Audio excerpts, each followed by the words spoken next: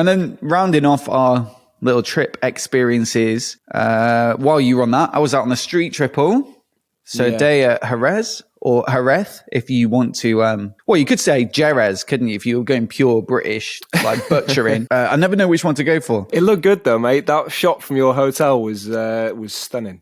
Yeah, it was a great trip. Triumph always put on great events, and obviously, I think it's fair to say, great bikes. Like, there haven't been many bad ones recently, and certainly a street triple, you'd have to do something pretty drastic to mess it up, because it's just such a peach all round. And man, yeah, I was really impressed with it. I think, the big takeaway on that bike, and again, we've got a Q&A podcast and video already live. I think it'll go live before this one.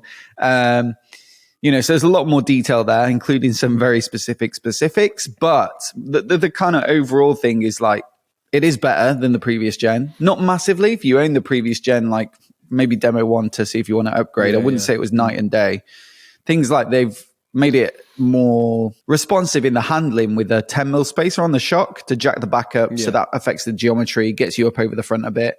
But you could do that on the previous gen yourself. You just get a different shock and it'd be cheaper than probably upgrading. But, if you're looking for an all-round better bike, it's got an IMU now. It's got 7 more PS at the top. It's got, the new suspension situation. It's got Brembo style emmers as well. And if you look at the RS for like 11 grand or 11 and a half with the fancy paint jobs, 11,295 for the basic paint job. I don't know, going on the Diavel launch, I was like, that bike is incredible. But it's 23 grand. And so there's always a caveat, isn't there? It's like, it's incredible if you can afford it. And I know that 11,295 is still out of most people's reach, but, it's more achievable, especially if you are someone who's willing to finance a bike, whether that's a good thing or not is a question of personal stance. But, I don't think 11,295 seems excessive. And what you get is like a bike that, some of the people riding there, a lot of the journalists are ex-racers, and they're happy as anything on a street triple on the track, So if they're happy, most people should be. Lots of top end to it, and loves to rev. And I've always said, my first take on it, and I think I probably borrowed it from somebody else, but that it's a hero maker. It's the sort of bike that even if you're an average rider, you can get on and kind of feel like you've had a good day. As opposed to trying to tame something that is specialist and far too close to that sort of cutting edge. You feel like it's got enough leeway, I suppose. Yeah, it's not like comfort for an average rider.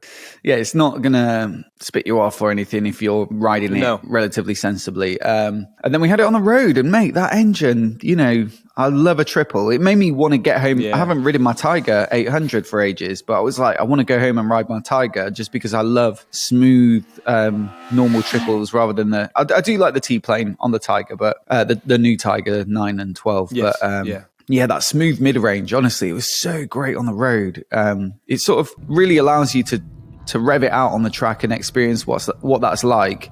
But also, the sort of fueling, the way the throttle is just so smooth. There's no lurchiness, even in sport mode or track mode. The sort of richness of that mid-range in the way it just like, the quick shifter's perfect, and they've tuned the sound as much as they can, and it's just it's fantastic. I love the sound. The sound on them, because some people aren't massive fans of the sound of a triple. Or a, Triumph triple in particular. Mate, not having that.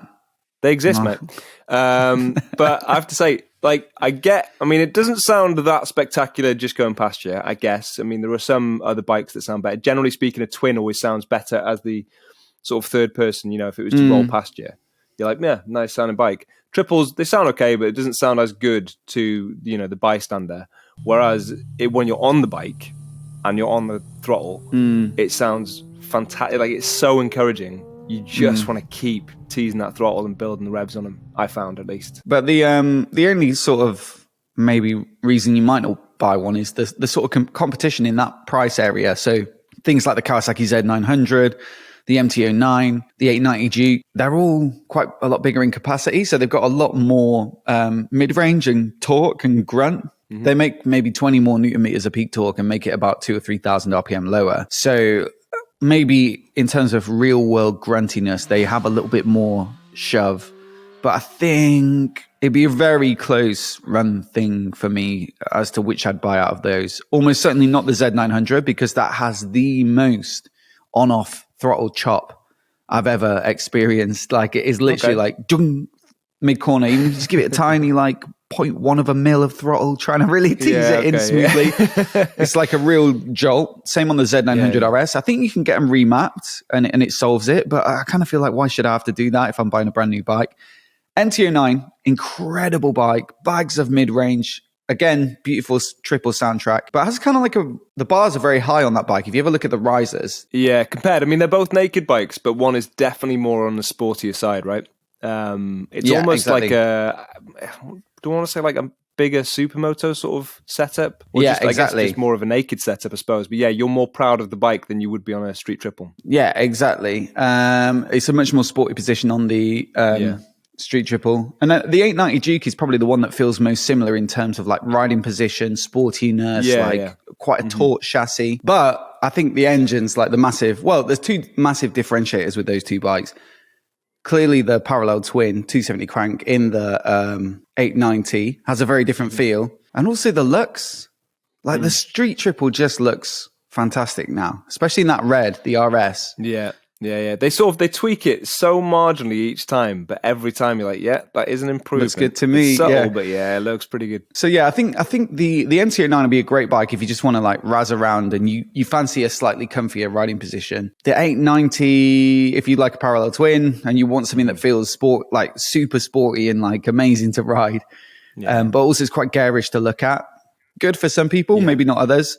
I think the street triple is classy to look at, and the engine is classy as well. It's not as much of a hooligan, although, you know, they've shortened all the gear ratios, final drive ratios, and given it more throttle response. So I wouldn't say it's not, it can make you feel very juvenile. It'll power wheelie everywhere, you know, in second. Like, it also has a certain, slightly more luxurious feeling to me than like the 890. Yeah, I would say so. That's a really hard thing to define. I think the other thing for me with the 890 over it is the 890 is, I think they're probably very similar weights, but the 890 just feels really light. And when they call it a scalpel, it definitely is a scalpel. But what I found when I rode and previous versions, so not this newest street triple, but the street triple to me, I felt, what would I say? Again, it's this sort of consistency in a corner where I would hold truer to my line. Whereas with the KTM, because I knew I could adjust my line easily, I was kind of just mucking around all over the place with it mid-corner. Like I found myself tweaking it a lot more. What would I say? Not flighty, like it's not like it's uneasy or unsteady. It's what would I say? I don't know. I'm sort of likening it to an animal basically, where it's on high alert the whole time, right? Yeah. And it's, do you know what I mean? Yeah, I do know what you mean. Very, very vague sort of, explanation of it. But yeah, that sort of thing. Yeah, definitely. But yeah, I kind of came away from it thinking, fantastic bike. Definitely see why someone might buy one. If I had the money and I was looking for like an all-rounder on the road, certainly that would be on the short list. Here's my question, actually, something I've always been curious of. Between that and, say, a speed triple, where would your money lie? Street triple. Okay. Hands down, mate. I mean, the speed triple is cooler, like in some ways. Like I love the RR.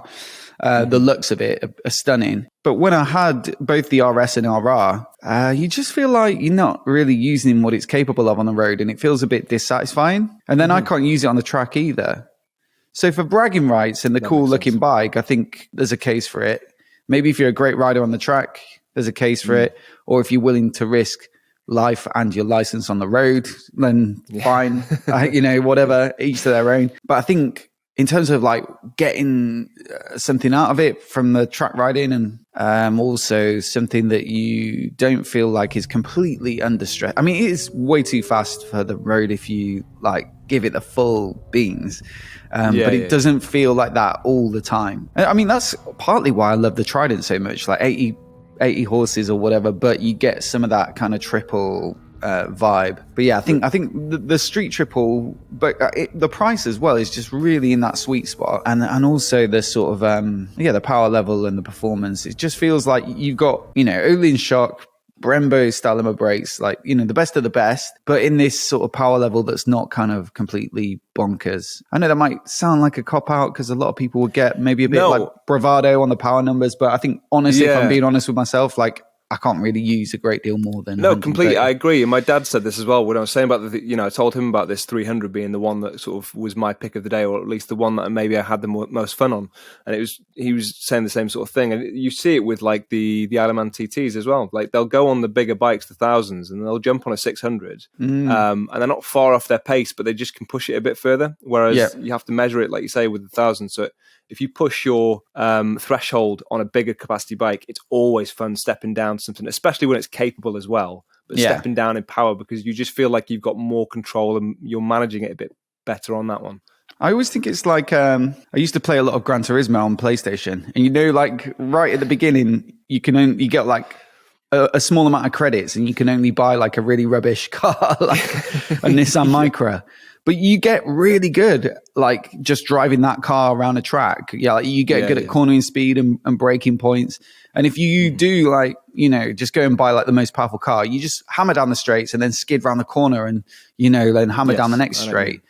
And it's definitely like that to me. Like I really enjoy riding the sort of, because of my ability level, I think, I enjoy, but I think it's like you say, it's true of anybody. You can really enjoy riding those lower powered bikes and focusing in on the basics. Even doing California Superbike School, actually, not last year before maybe, on the Ninja 650. Although the riding position was a little bit too compromised. That was the thing. Like you're so like, even though it looks like a sports bike, your bum's so far down, the bars are so far up that you can't really get into any sort of like sporty riding position. But certainly, like I thought it would maybe feel a bit rubbish to ride, but there's nothing more fun, in my opinion. Although you're not racing on a day like that, it's still pretty fun when you do go past someone on a really quick bike and you're on a Ninja 650 and you're sort of like really trying to carry that speed through the corners. So pure joy.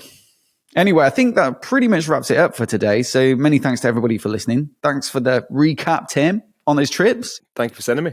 Hopefully we'll have some exciting new episodes to come soon. So yeah, thanks for listening, and we'll catch you in the next one.